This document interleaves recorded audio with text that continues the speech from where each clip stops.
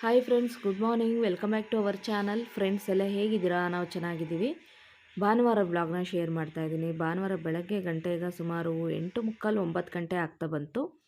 ಈಗ ವ್ಲಾಗ್ನ ಶುರು ಮಾಡಿದ್ದೀನಿ. ಬೆಳಗ್ಗೆ ಎದ್ದು ಎಲ್ಲ ಕೆಲಸಗಳು ಮುಗಿಸಿದ್ದೀವಿ. ನಾನು ಬೆಳಗ್ಗೆ ಸ್ನಾನ ಕೂಡ ಮುಗಿಸಿ ಹಾಗೆಯೇ ಹಾಲು ಕಾಯೋದಕ್ಕಿಟ್ಟಿದ್ದೀನಿ. ಇವತ್ತು ಸ್ವಲ್ಪ ಹೊರಗಡೆ ಹೋಗಬೇಕಿತ್ತು, ರೇಷನ್ ಬೇಕಿತ್ತು, ತರಕಾರಿಗಳು ಬೇಕಿತ್ತು ಅಂತೇಳಿ ಎಲ್ಲ ಲಿಸ್ಟ್ ಹಾಕ್ತಾ ಇದ್ದೀನಿ. ಆದರೆ ಅವತ್ತು ಹೋಗೋದಕ್ಕಾಗಲಿಲ್ಲ. ರೀಸನ್ ಏನಂತ ಆಮೇಲೆ ಹೇಳ್ತೀನಿ ನಾನು. ಬೆಳಗ್ಗೆ ನನ್ನ ಹಸ್ಬೆಂಡ್ದು ಇವತ್ತು ಬ್ರೇಕ್ಫಾಸ್ಟ್ ಮಾಡುವಂಥ ಕೆಲಸ. ಇವತ್ತು ಎಗ್ ರೈಸ್ ಮಾಡ್ತಾಯಿದ್ದಾರೆ. ಎಗ್ ರೈಸು, ಕಬಾಬು, ಬಿರಿಯಾನಿ ಈ ಥರದ್ದೆಲ್ಲ ತುಂಬ ಚೆನ್ನಾಗಿ ಮಾಡ್ತಾರೆ. ಚಿಕನ್ ಫ್ರೈ, ಪೆಪ್ಪರ್ ಫ್ರೈ ಈ ಥರದ್ದೆಲ್ಲ ಆ ಥರದ್ದೆಲ್ಲ. ಆಮೇಲೆ ಫಿಶ್ ಫ್ರೈ ಇದು ಕೂಡ ತುಂಬ ಚೆನ್ನಾಗಿ ಮಾಡ್ತಾರೆ. ಭಾನುವಾರ ದಿನ ಒಂದೊಂದು ದಿನ ಅವರೇನೆ ಮಾಡಿಬಿಡ್ತಾರೆ. ಬೆಳಗ್ಗೆ ಬ್ರೇಕ್ಫಾಸ್ಟ್ ಆಗಿರ್ಬೋದು, ಒಂದೊಂದು ದಿನ ಲಂಚ್ ಮಾಡಿಕೊಡ್ತಾರೆ.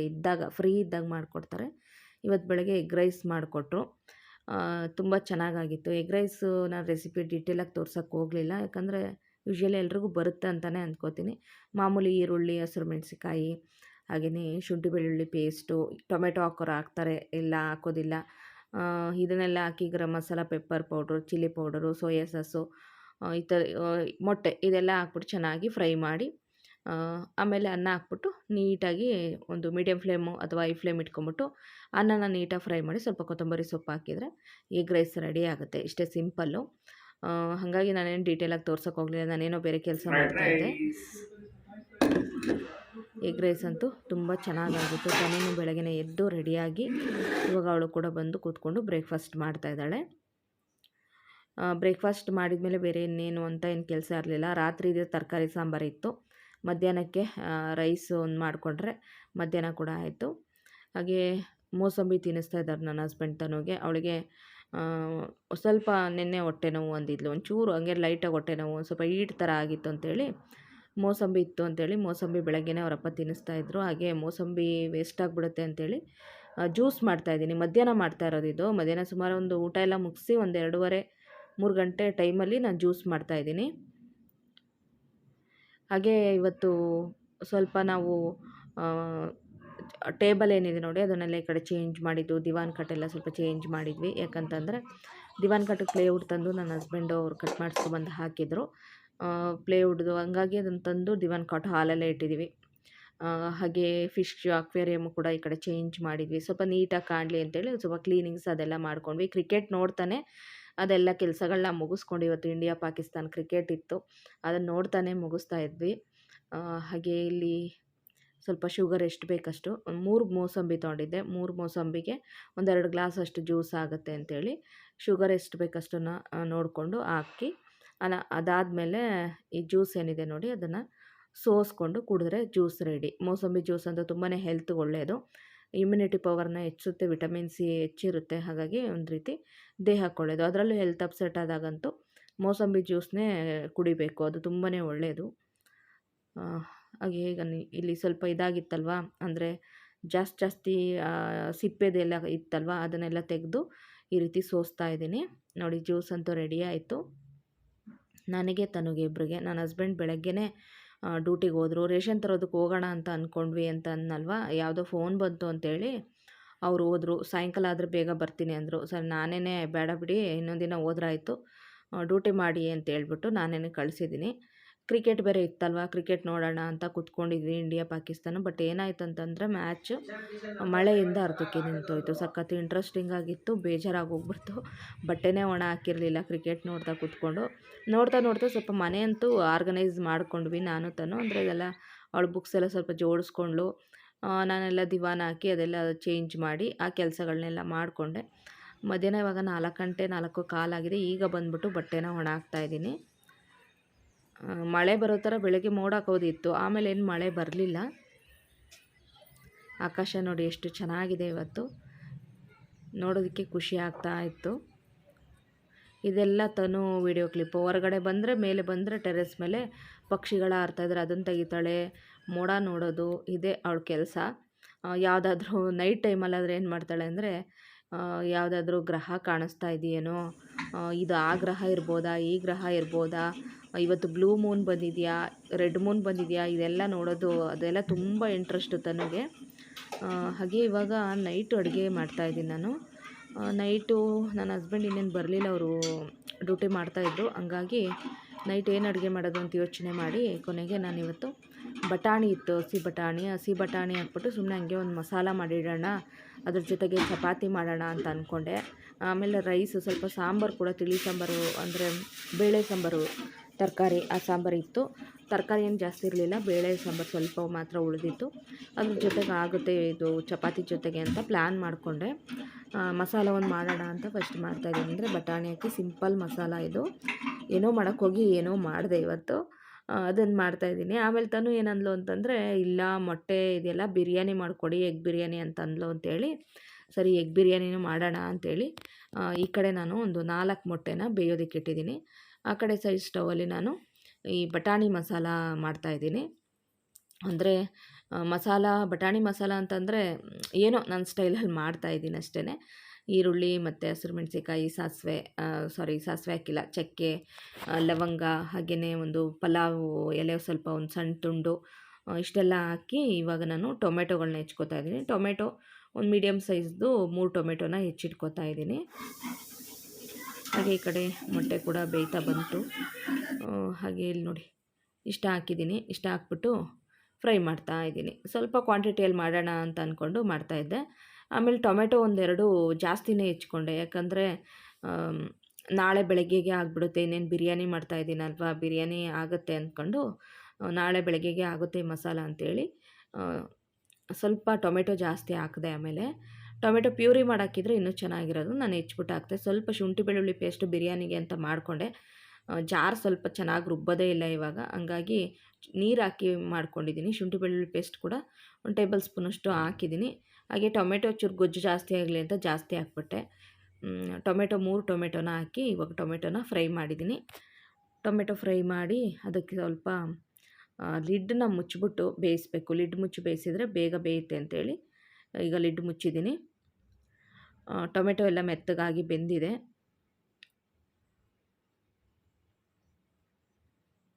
ಟೊಮೆಟೊ ಎಲ್ಲ ನೀಟಾಗಿ ಈಗ ಮೆತ್ತಗಾಗಿ ಬೆಂದುಬಿಟ್ಟಿದೆ.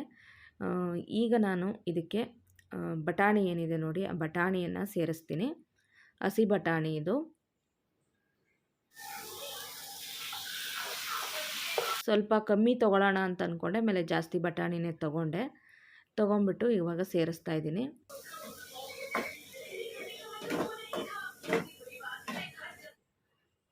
ಬೆಳಗ್ಗೆಗೂ ಆಗುತ್ತಲ್ವಾ ಇವಾಗ ಮಾಡಿಟ್ರೆ ಅಂತ. ಹಾಗೆ ಸ್ವಲ್ಪ ರುಚಿಗೆ ಉಪ್ಪನ್ನು ಹಾಕ್ತಾಯಿದ್ದೀನಿ. ಉಪ್ಪು ಹಾಕಿದ ನಂತರ ಮತ್ತೊಮ್ಮೆ ನೀಟಾಗಿ ಮಿಕ್ಸ್ ಮಾಡ್ತಾಯಿದ್ದೀನಿ. ಮಿಕ್ಸ್ ಮಾಡಿಬಿಟ್ಟು ಇದಕ್ಕೆ ನಮಗೆ ತೆಳುವಾಗಿ, ಅಂದರೆ ಒಂಚೂರು ತೆಳುವಾಗಿ ಬೇಕಾಗುತ್ತೆ, ಹಾಗಾಗಿ ನೀರನ್ನು ಸೇರಿಸ್ತಾ ಇದ್ದೀನಿ. ಒಂದು ಅರ್ಧ ಲೋಟದಷ್ಟು ನೀರನ್ನು ಸೇರಿಸ್ತಾ ಇದ್ದೀನಿ, ಗೊಜ್ಜು ಥರ ಬರಲಿ ಅಂತೇಳಿ. ಹಾಗೆ ಸ್ವಲ್ಪ ಅರಿಶಿನ ಪೌಡ್ರು, ಹಾಗೆ ಸ್ವಲ್ಪ ಇದಕ್ಕೆ ಚಿಲ್ಲಿ ಪೌಡ್ರು ಕೂಡ ಸೇರಿಸ್ತೀನಿ. ಧನಿಯಾ ಪೌಡ್ರು ಒಂದು ಮುಕ್ಕಾಲು ಟೇಬಲ್ ಸ್ಪೂನಷ್ಟು ಧನಿಯಾ ಪೌಡ್ರು, ಖಾರಕ್ಕೆ ಒಂದು ಅರ್ಧ ಟೇಬಲ್ ಸ್ಪೂನಷ್ಟು ಚಿಲ್ಲಿ ಪೌಡ್ರ್ ಹಾಕಿದ್ದೀನಿ. ಹಸಿರು ಮೆಣಸಿನ್ಕಾಯಿ 2 ಹಾಕಿದ್ದೆ. ಹಾಗಾಗಿ ಈ ಆಲೂಗಡ್ಡೆ ಮಸಾಲ, ಬಟಾಣಿ ಮಸಾಲ ಇದೆಲ್ಲದೂ ಚಪಾತಿಗಾಗಲಿ, ಪೂರಿಗಾಗಲಿ, ರೊಟ್ಟಿಗಾಗಲಿ ಎಲ್ಲದಕ್ಕೂ ತುಂಬ ಚೆನ್ನಾಗಿರುತ್ತೆ ಟೇಸ್ಟಿಯಾಗಿ. ಇವಾಗ ನೀಟಾಗಿ ಮಿಕ್ಸ್ ಮಾಡಿದ್ದೀನಿ. ಮಿಕ್ಸ್ ಮಾಡಿ ಆದಮೇಲೆ ಲಿಡ್ ಕ್ಲೋಸ್ ಮಾಡಿಬಿಟ್ಟು ಒಂದು 3 ರಿಂದ 4 ನಿಮಿಷಗಳ ಕಾಲ ಮೀಡಿಯಮ್ ಫ್ಲೇಮಲ್ಲಿ ಬೇಯಿಸ್ಬಿಟ್ರಂತೂ ನಮ್ಮ ಬಟಾಣಿ ಮಸಾಲ ಅಂತೂ ರೆಡಿ ಆಯಿತು ನೋಡಿ. ಲಾಸ್ಟಲ್ಲಿ ಇದಕ್ಕೊಂಚೂರು ಕೊತ್ತಂಬರಿ ಸೊಪ್ಪನ್ನು ಹಾಕಿದ್ರೆ ಆಯಿತು. ಈಸಿಯಾಗಿ ಮಾಡ್ಕೊಬೋದು. ಇದೇ ಮೆಥಡಲ್ಲಿ ಆಲೂಗಡ್ಡೆ ಮಸಾಲ ಅಂದರೆ ಸಾಗು ಟೈಪಲ್ಲೂ ಮಾಡ್ಕೊಬೋದು, ಆಲೂಗಡ್ಡೆ ಮಸಾಲ ಟೈಪಲ್ಲಿ ಮಾಡ್ಕೊಬೋದು, ಅದು ಚೆನ್ನಾಗಿರುತ್ತೆ.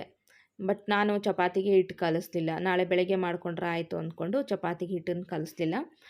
ನಾನೇನು ಅಂದ್ಕೊಂಡೆ ಅಂದರೆ ಸ್ವಲ್ಪ ಈ ಬಟಾಣಿ ಮಸಾಲ ಮಾಡಿ ಬಿರಿಯಾನಿ ಮಾಡೋಣ, ಯಾಕಂದರೆ ಬಾಸುಮತಿ ರೈಸು ಜಾಸ್ತಿ ಇರಲಿಲ್ಲ. ಬಾಸುಮತಿ ರೈಸಲ್ಲೇ ಮಾಡೋಣ ಅಂತ ಅಂದ್ಕೊಂಡೆ. ಬಾಸುಮತಿ ರೈಸು ಸ್ವಲ್ಪ ಕಡಿಮೆನೇ ಇತ್ತು, ಅಂದರೆ ಒಂದೇ ಒಂದು ಪಾವಿತ್ತು.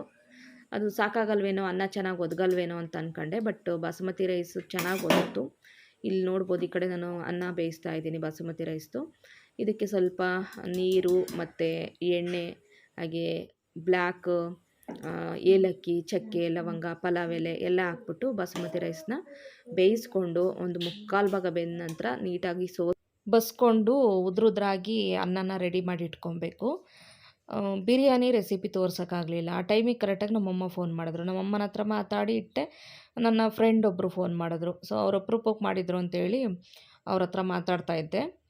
ಮಾತಾಡ್ತಾ ಹಾಗೇನೆ ಬಿರಿಯಾನಿ ಕೂಡ ರೆಡಿ ಮಾಡಿದೆ ನೋಡಿ. ದಮ್ ಕಟ್ಟಿಸಿದೆ. ತುಂಬ ಚೆನ್ನಾಗಾಗಿತ್ತು ಉದ್ರುದ್ರಾಗಿ.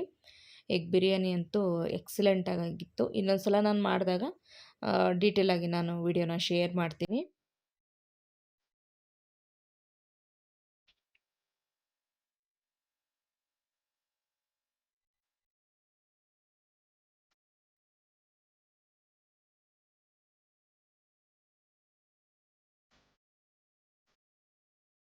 ಬಿರಿಯಾನಿಗೆ ಜಾಸ್ತಿ ಮಸಾಲ ಹಾಕಿರಲಿಲ್ಲ. ಸ್ವಲ್ಪ ಲೈಟ್ ಮಸಾಲನೇ ಇಟ್ಟು ಮಾಡಿದ್ದೆ. ಎಕ್ಸಲೆಂಟಾಗಿತ್ತು. ರೆಸ್ಟೋರೆಂಟ್ ಥರ ಟೇಸ್ಟಿಯಾಗಿತ್ತು. ಹಾಗೆ ಇದಕ್ಕೆ ರಾಯ್ತ ಬೇಕಿತ್ತು ಅಂತೇಳಿ ತನುಗೆ ಈರುಳ್ಳಿ ಕಟ್ ಮಾಡು ಅಂತ ಹೇಳಿದೆ. ಹಾಗೆ ನನ್ನ ಹಸ್ಬೆಂಡು 10 ಗಂಟೆ ಅಷ್ಟರಲ್ಲಿ ಅವರು ಬಂದರು ಬೇಗನೆ ಇವತ್ತು. ಬರ್ತಾ ಸ್ವಲ್ಪ ಈರುಳ್ಳಿ, ಟೊಮೆಟೊ, ಶುಂಠಿ, ಲೆಮನ್ನು, ಜೋಳ ಎಲ್ಲ ತೊಗೊಂಬಂದಿದ್ದಾರೆ. ಅಂದರೆ ಬೆಳಗ್ಗೆ ನಾನೇ ಲಿಸ್ಟ್ ಹಾಕಿದ್ದೆ. ಇನ್ನೂ ಸಾಮಾನೆಲ್ಲ ಬೇಕಂತಲೇ ಲಿಸ್ಟ್ ಹಾಕಿದೆ. ಸ್ವಲ್ಪ ಯಾರೋ ಕಾಲ್ ಮಾಡಿದ್ರು ಅಂತ ಹೋದ್ರು ಅಂದೆ ಅಲ್ವಾ, ಹಂಗಾಗಿ ಮೇಯ್ನಾಗಿ ಬೇಕಾಗಿದ್ದಂಥ ಒಂದಷ್ಟು ಐಟಮ್ ಮಾತ್ರ ತೊಗೊಬಂದಿದ್ದಾರೆ. ಈಗ ಊಟ ಮಾಡಬೇಕು. ಊಟ ಎಲ್ಲ ಮುಗಿಸಿದ್ವಿ. ಊಟ ಮುಗಿಸಿ ಆದಮೇಲೆ ಇನ್ನು ನೈಟ್ ಏನಿರುತ್ತೆ ಕ್ಲೀನಿಂಗ್ ಕೆಲಸ ಇದ್ದೇ ಇರುತ್ತೆ. ಪಾತ್ರೆಗಳು ತೊಳ್ಕೊಳ್ಳೋ ಅಂಥದ್ದು, ಸಿಂಕ್ ಎಲ್ಲ ನೀಟಾಗಿ ವಾಶ್ ಮಾಡೋದು, ಸ್ಟವ್ ಎಲ್ಲ ಒರೆಸ್ಕೊಳ್ಳೋದು, ಈ ಕೆಲಸ ಏನಿರುತ್ತೆ ಅದನ್ನು ಈಗ ನಾನು ಮಾಡ್ಕೋತಾ ಇದ್ದೀನಿ. ತನು ಮತ್ತು ನನ್ನ ಹಸ್ಬೆಂಡ್ ಈಗ 10:45 ಆಗೋದಕ್ಕಾಗಿದೆ. ಅವರು ಹೋಗಿ ಮಲಗಿದ್ದಾರೆ. ನನ್ನ ಹಸ್ಬೆಂಡ್ ಬಂದಮೇಲೆ ಇವತ್ತು ಊಟ ಮಾಡಿದ್ವಿ. ಹಂಗಾದರೆ 10 ಗಂಟೆಗೆ ಊಟ ಮಾಡಿದ್ವಿ. ಲೇಟ್ ಆಯ್ತು ಇವತ್ತು. ಈಗ ನಾನು ಪಾತ್ರೆಗಳನ್ನೆಲ್ಲ ನೀಟಾಗಿ ತೊಳೆದು ಆಮೇಲೆ ನಾನು ಸಿಂಕ್ನೆಲ್ಲ ನೀಟಾಗಿ ವಾಶ್ ಮಾಡಿಕೊಂಡೆ.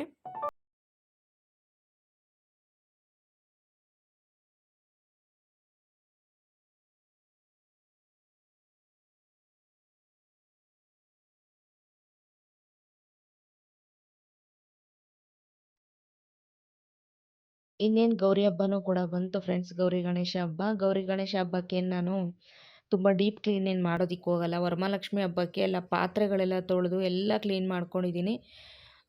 ಜಸ್ಟ್ ಧೂಳು ತೆಕ್ಕೊಳ್ಳೋದು, ಟಿ ವಿ ಒರೆಸೋದು, ಫ್ರಿಜ್ಜೆಲ್ಲ ಕ್ಲೀನ್ ಮಾಡ್ಕೊಳ್ಳೋದು, ಬೀರು ಎಲ್ಲ ಒರೆಸ್ಕೊಳ್ಳೋದು, ಇಷ್ಟು ಈ ಕೆಲಸಗಳು ಮಾತ್ರ ಮಾಡ್ಕೋತೀನಿ. ಅದು ಬಿಟ್ಬಿಟ್ರೆ ಇನ್ನು ಡೀಪ್ ಕ್ಲೀನ್ ಅಂತೇನು ಮಾಡೋದಕ್ಕೆ ಹೋಗೋದಿಲ್ಲ. ಹಾಗೆಯೇ ನಿನ್ನೆ ನಾನು ಹಾಕಿದ ವ್ಲಾಗು ತುಂಬ ಜನಕ್ಕೆ ಇಷ್ಟ ಆಯಿತು. ಅಂದರೆ ನಿಮಗೆ ಹೇಗೆ ಸಾಧ್ಯ ಆಗುತ್ತೆ ಹಾಗೆಯೇ ವ್ಲಾಗ್ ಹಾಕಿ, ಅದರ ಡೈಲಿ ವ್ಲಾಗ್ ಹಾಕಿ ಅಂತ ಕೇಳ್ತಾ ಇದ್ದೀರಾ. Thank you so much. ಆದರೆ ವ್ಲಾಗಿಗೆ ಪ್ಲೀಸ್ ಲೈಕ್ ಮಾಡಿ. ಲೈಕ್ ಮಾಡಿದಷ್ಟು ಇನ್ನೂ ನನಗೆ ವ್ಲಾಗ್ ಹಾಕಬೇಕು ಅಂತ ಒಂದು ಮೋಟಿವೇಟ್ ಬರುತ್ತೆ. ಹಾಗೆ ಫ್ರೆಂಡ್ಸ್, ಈಗ ಸಿಂಕೆಲ್ಲ ನೀಟಾಗಿ ನಾನು ಸ್ವಲ್ಪ ಪೌಡ್ರ್ ಹಾಕಿ ಕ್ಲೀನಾಗಿ ತೊಳೆದಿದ್ದಾಯಿತು. ಇನ್ನು ಸ್ಟವ್ ಎಲ್ಲ ಆಲ್ರೆಡಿ ಒರೆಸ್ಕೊಂಡು, ಮತ್ತು ಸ್ಟವ್ ಮೇಲಿಂದು ಪ್ಲೇಟ್ಸ್ ಏನಿರುತ್ತೆ, ಸ್ಟ್ಯಾಂಡ್ ಏನಿರುತ್ತೆ ನೋಡಿ, ಅದನ್ನೆಲ್ಲ ನೀಟಾಗಿ ತೊಳೆದು ಅದೆಲ್ಲ ಜೋಡಿಸಿದ್ದಾಯಿತು. ಇನ್ನು ಮಸಿ ಬಟ್ಟೆ ಎಲ್ಲ ತೊಳ್ಕೊಂಡು ಇದು ಮಾಡಿದರೆ ಆಯ್ತು ಅಷ್ಟೇ. ಇನ್ನೇನು ಕೆಲಸ ಅಂತ ಏನಿಲ್ಲ. ಆಲ್ಮೋಸ್ಟ್ ಎಲ್ಲ ಕೆಲಸಗಳು ಮುಗೀತು. ಐರನ್ ಒಂದು ಮಾಡಬೇಕಿತ್ತು, ಬಟ್ ಐರನ್ನನ್ನು ಬೆಳಗ್ಗೆ ಇಟ್ಕೊಂಡಿದ್ದೀನಿ. ಯಾಕಂದರೆ ಬೆಳಗ್ಗೆ ಏನು ಗ್ರೇವಿ ಏನು ಮಾಡೋದು ಇಲ್ಲ, ಹಿಟ್ಟು ಕಲಸಿಟ್ಟು ಚಪಾತಿ ಮಾಡೋದಷ್ಟೇ. ಹಾಗಾಗಿ ಬೆಳಗ್ಗೆನೇ ಎದ್ದ ತಕ್ಷಣವೇ ಐರನ್ ಮಾಡಿಕೊಂಡ್ರೆ ಆಯಿತು ಅಂತೇಳಿ ಅಂದ್ಕೊಂಡಿದ್ದೀನಿ. ಇವಾಗ ಮತ್ತೆ ಐರನ್ ಮಾಡೋಷ್ಟು ನನಗೆ ಮೂಡ್ ಇರಲಿಲ್ಲ. ಸದ್ಯ ಮಲ್ಕೊಂಡ್ರೆ ಸಾಕು, ಈ ಕೆಲಸಗಳೆಲ್ಲ ಮುಗ್ದು ಅಂತ ಅನ್ನಿಸ್ತಾ ಇತ್ತು. ಹಾಗೆ ಗೌರಿ ಹಬ್ಬಕ್ಕೆ ಶಾಪಿಂಗ್ ಮಾಡಬೇಕು ಈ ಸಲ. ಅವಳಿಗೆ ಡ್ರೆಸ್ಗಳು ತೆಗಿಬೇಕು ಗೌರಿ ಹಬ್ಬಕ್ಕೆ. ನಾನು ಆನ್ಲೈನಲ್ಲಿ ಒಂದಷ್ಟು ಡ್ರೆಸ್ಗಳನ್ನೆಲ್ಲ ನೋಡಿ ಆರ್ಡ್ರ್ ಮಾಡಿದ್ದೀನಿ. ಅದೇನು ಹಬ್ಬ ಒಳಗಡೆ ಬರುತ್ತೋ ಇಲ್ಲ ಹಬ್ಬ ಮುಗಿದ ಮೇಲೆ ಬರುತ್ತೋ ಗೊತ್ತಿಲ್ಲ. ಒಟ್ಟಾರೆ ಆರ್ಡ್ರ್ ಮಾಡಿದ್ದೀನಿ. ಒಂದೊಂದು 21 ತೋರಿಸ್ತಾ ಇದೆ, ಒಂದೊಂದು 18 ತೋರಿಸ್ತಾ ಇದೆ. ಯಾವತ್ತು ಬರುತ್ತೋ ಗೊತ್ತಿಲ್ಲ. ಹಬ್ಬ ಲೇಟಾಗಿ ತೋರಿಸ್ತದೆ. ಆನ್ಲೈನಲ್ಲಿ ಆರ್ಡ್ರ್ ಮಾಡಿದೆ, ಬಟ್ ಏನಂದರೆ ಲೇಟಾಗಿ ತೋರಿಸ್ತದೆ ಡೆಲಿವರಿನ. ಹಂಗಾಗಿ ಎಲ್ಲೂ ನಾವು ಹೊರಗಡೆನೇ ಹೋಗಿ ತರಬೇಕಾಗುತ್ತೋ ಏನೋ ಗೊತ್ತಿಲ್ಲ. ಸೊ ಅದೇನಾದ್ರು ಡ್ರೆಸ್ಗಳು ಲೇಟಾಗಿ ಬಂದರೆ ಬರ್ತಡೇಗಾಗುತ್ತೆ ಅಂತ ಅಂದ್ಕೊಂಡಿದ್ದೀನಿ. ಇದೇ ಮಂತಲ್ಲಿ ತನು ಬರ್ತಡೇನೇ ಇದೆ ಅಲ್ವಾ, ಹಂಗಾಗಿ ಅದಕ್ಕಾಗುತ್ತೆ ಅಂತ ಯೋಚನೆ ಮಾಡಿದ್ದೀನಿ. ಹಾಗೆ ನೋಡಿ, ಅಡುಗೆ ಮನೆ ಅಂತೂ ನೀಟಾಗಿ ಕ್ಲೀನ್ ಆಯಿತು. ಸ್ಟವ್ ಎಲ್ಲ ಒರೆಸಿ ಎಲ್ಲ ಕ್ಲೀನ್ ಆಯಿತು. ಇನ್ನು ಸ್ವಲ್ಪ ನಾನು ವೆಜಿಟೇಬಲ್ಸು ನನ್ನ ಹಸ್ಬೆಂಡ್ ತೊಗೊಂಬಂದಿದ್ರಲ್ವ, ಆ ವೆಜಿಟೇಬಲ್ಸ್ ಎಲ್ಲ ಒಂದು ಸ್ವಲ್ಪ ಕ್ಲೀನ್ ಮಾಡಿಬಿಡೋಣ ಅಂಥೇಳಿ ಈಗ ಅದೊಂದು ಕೆಲಸ ಬಾಕಿ ಇದೆ. ವೆಜಿಟೇಬಲ್ಸು ಅಂದರೆ ಈರುಳ್ಳಿ, ಟೊಮೆಟೊ ಎಲ್ಲ ಹಾಗೆ ಬಿಟ್ಬಿಟ್ಟು ಮಲ್ಕೊಂಡ್ರೆ ಮತ್ತು ಟೊಮೆಟೊ ಅದರೊಳಗಡೆ ಪ್ರೆಸ್ ಆಗಿಬಿಟ್ಟು ಹಾಳಾಗಿಬಿಡುತ್ತೆ ಅಂತೇಳಿ ಫಸ್ಟ್ ಈಗ ಟೊಮೆಟೊ ಎಲ್ಲ ತೆಗೆದು ಎತ್ತಿಡ್ತಾಯಿದ್ದೀನಿ ನಾನು. ಇವಾಗ ಈರುಳ್ಳಿ ರೇಟ್ ಜಾಸ್ತಿ ಆಗಿದೆ. ಈರುಳ್ಳಿ 2.5 ಕೆ ಜಿಗೆ 100 ರುಪೀಸು. ಮತ್ತು 100 ರುಪೀಸ್ಗೆ 100 ರೂಪಾಯಿಗೆ ನಮಗೆ ಮುಂಚೆ 6 K G 4 K G 5 K G ಇತ್ತು. ಇವಾಗ ಈರುಳ್ಳಿ ರೇಟ್ ಜಾಸ್ತಿ ಆಗಿದೆ. ಟೊಮೆಟೊ ರೇಟ್ ಕಡಿಮೆ ಆಗಿದೆ. ಟೊಮೆಟೊ ಎಲ್ಲ 20 ರುಪೀಸು, ಒಳ್ಳೆ ಟೊಮೆಟೊ ಎಲ್ಲ 20 ರುಪೀಸ್ ಇದೆ.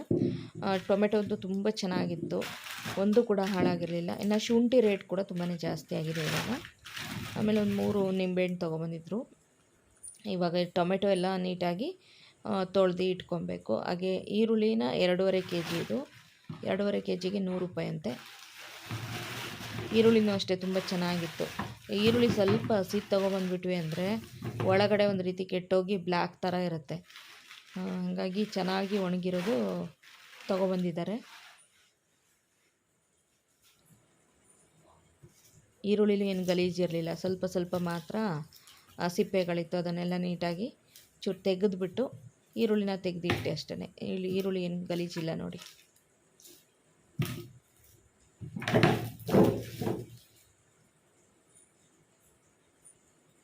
ಹಾಗೆ ಈಗ ಟೊಮೆಟೊಗಳನ್ನು ಅಷ್ಟೇ ತೆಗೆದುಬಿಟ್ಟು ನೀಟಾಗಿ ತೊಳೆದಿಡ್ತಾ ಇದ್ದೀನಿ. ಟೊಮೆಟೊನ ತೊಳೆದ್ಬಿಟ್ಟು ಆರಿಟ್ಬಿಟ್ರೆ ಬೆಳಗ್ಗೆ ನಾನು ಫ್ರಿಜ್ಜಲ್ಲಿ ಎತ್ತಿಟ್ಕೊಳ್ಳೋದಕ್ಕೆ ಸರಿ ಆಗುತ್ತೆ.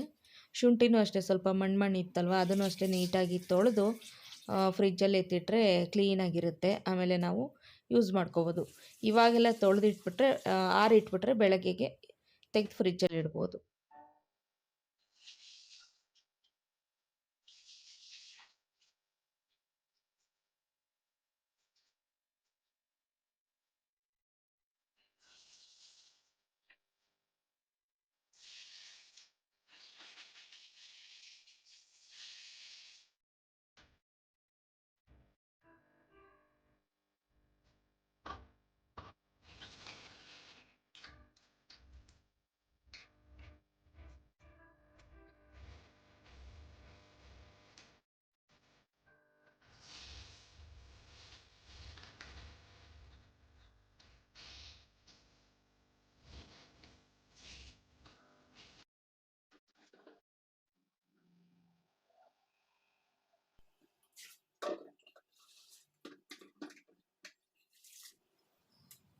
ಸೊ ಈ ಕೆಲಸನೂ ಆಯಿತು. ಇನ್ನು ಮಲಗೋದಷ್ಟೇ.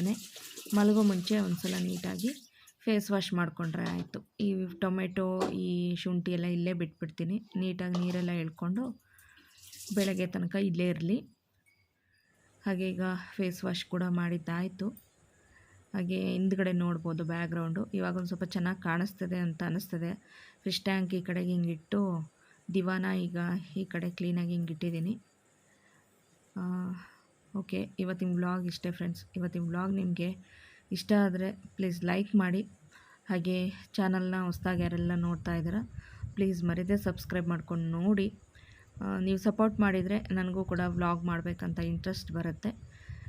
Good night friends, bye, take care. ಮತ್ತು ಮುಂದಿನ ಇನ್ನೊಂದು ಒಳ್ಳೆ ವ್ಲಾಗ್ ಜೊತೆ ಸಿಗ್ತೀನಿ. Thank you for watching.